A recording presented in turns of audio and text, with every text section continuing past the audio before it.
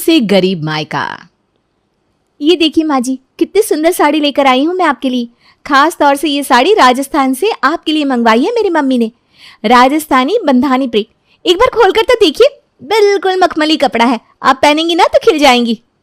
अरे बेटा, इतनी तकलीफ करने की क्या ज़रूरत थी। कहाँ राजस्थान और कहाँ तुम्हारा घर। क्यों तुम्हारी मम्मी ने इतनी महंगी साड़ी मंगवाई। अरे यहीं लोकल मार्केट से ले लेती। जी, मेरे घर वाले चाहे पैसों से गरीब हो लेकिन दिल से अमीर है। वो लोग आप लोगों का मान सम्मान करने में कभी भी कोई कमी नहीं छोड़ना चाहते। अब आपके बराबर पैसे तो नहीं है उनके पास, लेकिन फिर भी अपनी तरफ से कोशिश तो करते हैं कि आप लोगों को खुश कर सकें। अरे बेटा, दिल जीत लिया तुम्हारी मम्मी ने। बहुत ही सुंदर साड़ी भेजी है। अब की बार की किटी पार्टी में मैं यही पहन कर जाऊंगी। जी मम्मी जी, क्यों नहीं। शगुन बहुत खुश थी कि उसके मायके का भेजा हुआ तोहफा उसकी सास को बहुत पसंद आया।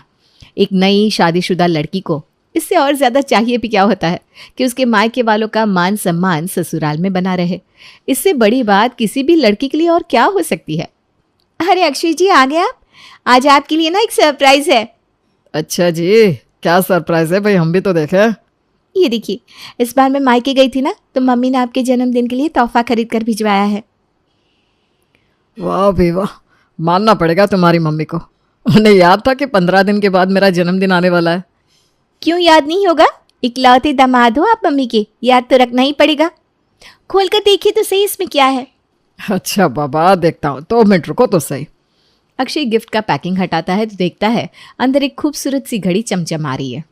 अरे वाह, घड़ी तो वाकई बहुत खूबसूरत है। मम्मी जी की चॉइस माननी पड़ेगी, बहुत अच्छी है। अच्छी क्यों नहीं होगी, मम्मी किसकी है। अच्छा ठीक है, आज ना आप ये घड़ी पहन कर ही ऑफिस जाइए। अब ससुराल का गिफ्ट तो मिल गया, बेबी का गिफ्ट कहाँ है? तुमने कोई गिफ्ट नहीं लिया मेरे लिए? अब मुझे गिफ्ट देने की क्या ज़रूरत है। गिफ्ट में तो मैं खुद ही आ गई हूँ आपके पास पूरी की पूरी। मुझसे बड़ा गिफ्ट और कोई हो सकता है क्या आपके लिए? अच्छा बच्चों, ये सही है, गिफ्ट ना देने का अच्छा बहाना है। अच्छा लाओ, अपनी मम्मी का नंबर तो मिलाओ, मैं एक बार उन्हें थैंक यू तो बोल दूँ। इतना अच्छा गिफ्ट भेजा है उन्होंने, थैंक यू तो बनता है। थैंक यू की क्या ज़रूरत है, मैंने उन्हें आपकी तरफ से थैंक यू बोल दिया था। अभी आपको लेट हो रहा है ना, आप ऑफिस जाओ, बाद में बात करते हैं। शगुन एक मध्यम वर्गीय परिवार की बेटी थी, जबकि उसकी शादी एक ऊंचे घराने में हुई थी।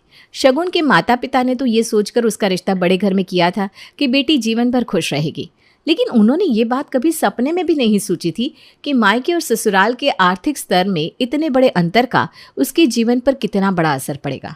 बड़े बुजुर्ग कह गए हैं कि रिश्तेदारी बराबरी वालों में ही अच्छी लगती है, लेकिन फिर भी बेटी के अच्छे भविष्य के मोह में शगुन के माता पिता इस बात को किनारे करके उसका रिश्ता बड़े व्यापारी के बेटे अक्षय के साथ कर देते हैं।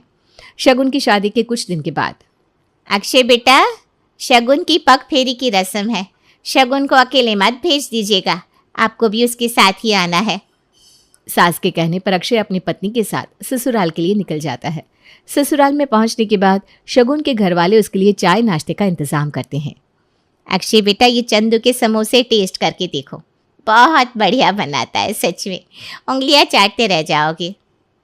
अक्षय ससुराल में मिल रही मेहमान नवाजी को देखकर बहुत ही हक्का बक्का रह गया था।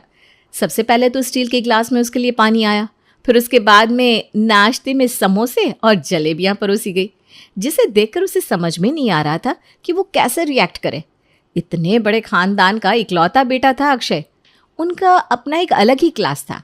घर में आने वाले मेहमानों की तो बात ही अलग है, रोजमर्रा में भी वो महंगे डिनर सेट का ही इस्तेमाल किया करते थे। पानी पीने के लिए कांच के खूबसूरत ग्लास थे और मेहमानों के आने पर समोसे जलेबी परोसी जाती है, ये तो वो पहली बार देख रहा था। ससुराल में अगले 2 दिन वो किसी तरह बिता तो लेता है, लेकिन जैसे ही वापस अपने घर पहुंचता है, वहां जाकर अपनी मम्मी और पापा को शगुन के मायके के बारे में बताकर वहां का मजाक उड़ाने लगता है। मम्मी ऐसा करना, एक डिनर सेट ऑर्डर कर देना और गिफ्ट में शगुन के घर पहुंचा देना। क्यों, क्या हुआ बेटा, शगुन के घर बर्तन नहीं है क्या? बर्तन तो है मम्मी, लेकिन उन बर्तनों को देखकर मुझे तो सदमा सा लग गया। सबसे पहले ना इसके घर ढंग की क्रॉकरी और डिनर सेट भिजवा, ताकि अगली बार से जब कोई मेहमान आए तो कम से कम ये लोग स्टील के पुराने बर्तनों में खाना तो सर्व ना करें। अक्षय अपनी माँ के सामने शगुन के मायके वालों का मजाक उड़ा रहा था, लेकिन शगुन को ये बातें अंदर ही अंदर बहुत चुभ रही थी। शगुन को एहसास हो रहा था कि अक्षय की हंसी में उसके माता पिता का अपमान छिपा हुआ है।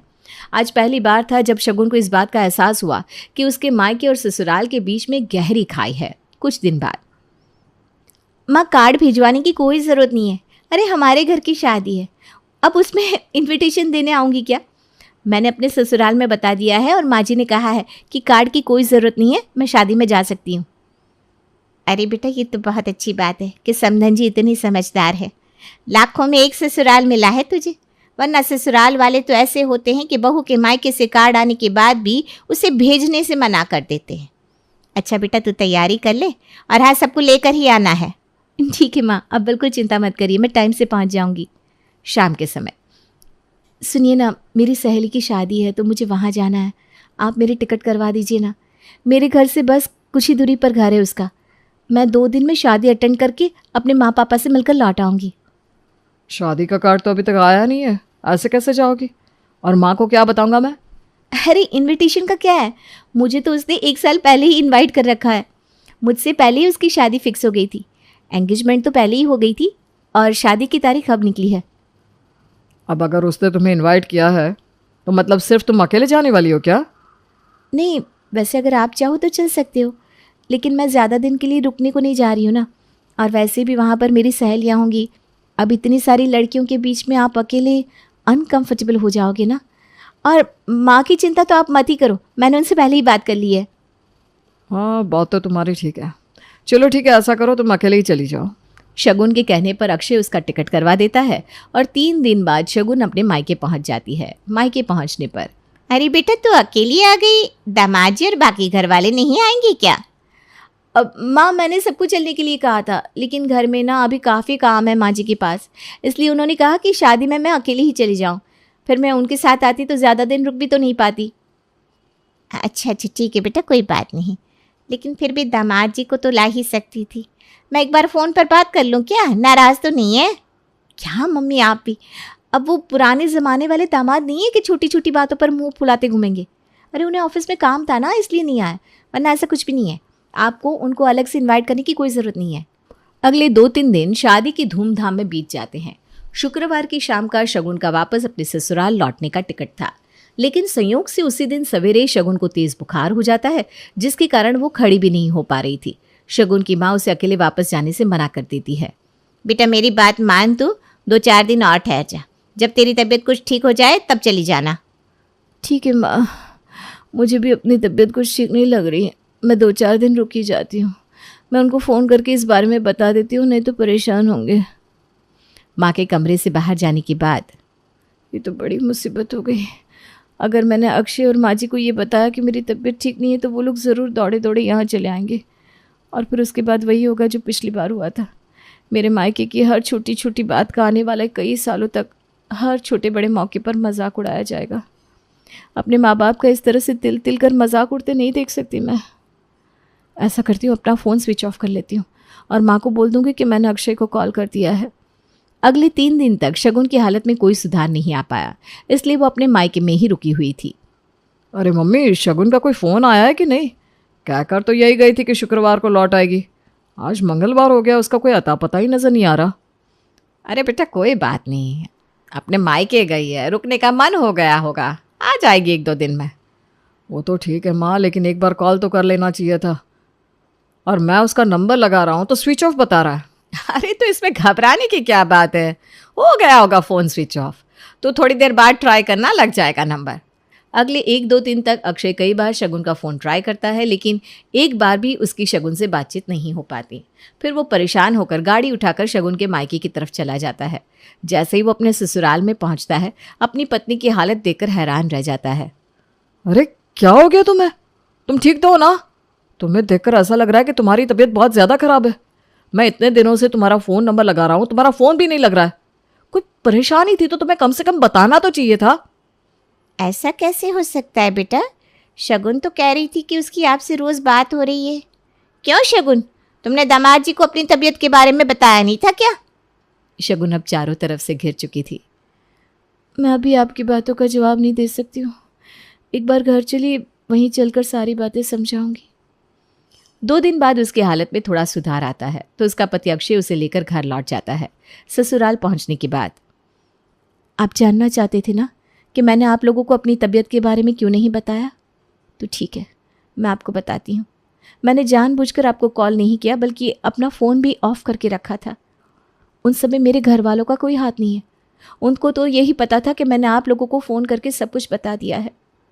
मैं खुद नहीं चाहती थी कि आपको मेरी बीमारी के बारे में पता चले। अरे मैं भी तो यही जानना चाहता हूँ कि आखिर ये सब किया क्यों? ऐसा कोई करता है क्या? तुम 2 दिन के लिए कहकर अपने मायके गई थी और उसके बाद तुमने वहां जाकर अपना फ़ोन स्विच ऑफ कर लिया। इतनी इररिस्पॉन्सिबल कैसे हो सकती हो तुम? तुम्हें पता है यहाँ माँ का और मेरा सोच सोच के कितना बुरा हाल हो गया था। समझ में नहीं आ रहा था कि आखिर बात क्या है। शगुन अभी अपने पति अक्षय से बात कर ही रही थी कि उसकी सास वहां आ जाती है। हद हो गई मोहल्ले की औरतों से। किसी के घर में सुख शांति हो तो इनसे बर्दाश्त ही नहीं होता। अरे माँ क्या हो गया? क्यों गुस्से में आग बबूला हो रही हो? अरे होना क्या है, शगुन के मायके से जो साड़ी आई थी ना, उसे पहनकर आज मैं किटी पार्टी में गई थी। तुझे पता है उस साड़ी को देखकर मिसेस शर्मा ने क्या कहा? कहती है ये साड़ी उनकी दुकान की है।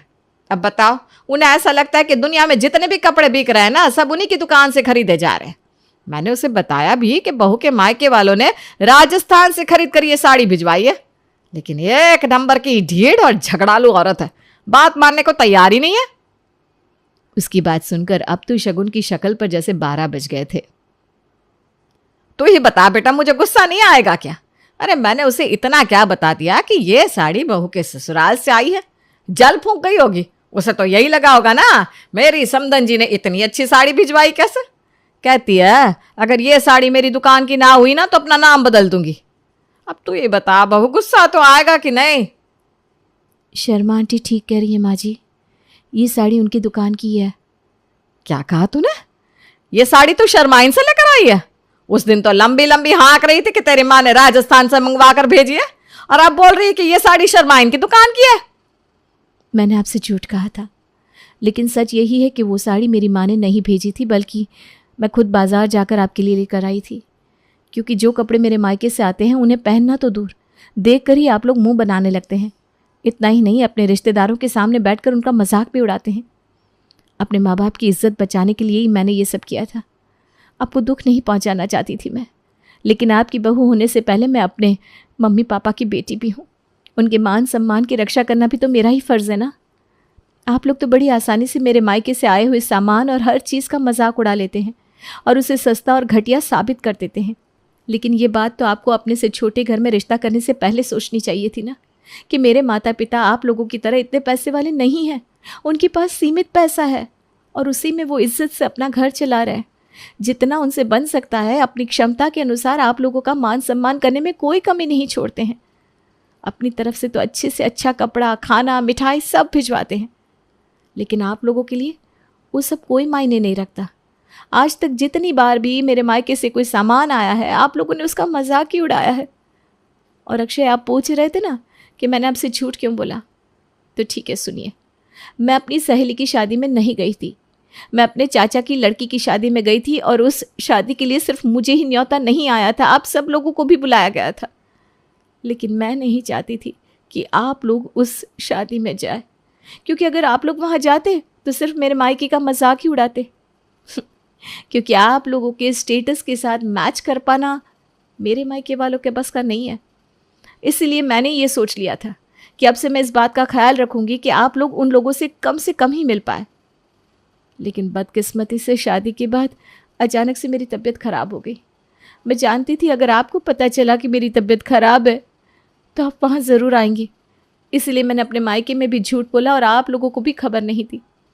इतना ही नहीं, आज तक जितना भी महंगा और कीमती सामान मैंने अपने मायके के नाम से आप लोगों को दिया है, वो सब मेरे मायके से नहीं आया, बल्कि मैं खुद ही खरीद कर लाई थी, ताकि मैं अपने माता पिता का मान सम्मान अपने ससुराल में बचा सकूं। शगुन की बातें सुनने के बाद अक्षय और उसकी माँ को यह एहसास होता है कि उन्होंने अनजाने में शगुन का कितना दिल दुखाया है। उन्होंने वाकई कभी भी उसकी भावनाओं का ख्याल नहीं रखा था। मुझे माफ़ कर दो शगुन, तुम जिस दिन से इस घर में आई हो तुमने इस घर को दिल से अपना लिया है, और एक मैं हूँ जिसने हमेशा तुम्हें और तुम्हारे परिवार को नीचा दिखाने की कोशिश की है। कभी ये नहीं सोचा कि तुम्हें कितना बुरा लगता होगा। क्या तुम मुझे माफ़ कर पाओगी? अक्षय तो बिल्कुल ठीक कह रहा है बेटा। बहू ने तो इस घर को अपना समझ लिया है, लेकिन तूने उस घर को कभी अपना नहीं समझा। अगर समझा होता तो तू इन लोगों का इस तरह से अपमान कभी नहीं करता। और इन सब में कहीं ना कहीं गलती तो मेरी भी है। शुरुआत तो मैंने ही की थी ना, जब बहू के घर से आए हुए कपड़ों को मैंने सस्ता और घटिया कहकर मजाक उड़ाया था। इसके बाद शगुन की सास और उसके पति अक्षय दोनों को अपनी गलती का एहसास होता है और वो अपनी गलती को मानते हैं और फिर से ऐसा कभी नहीं करने का वादा करते हैं।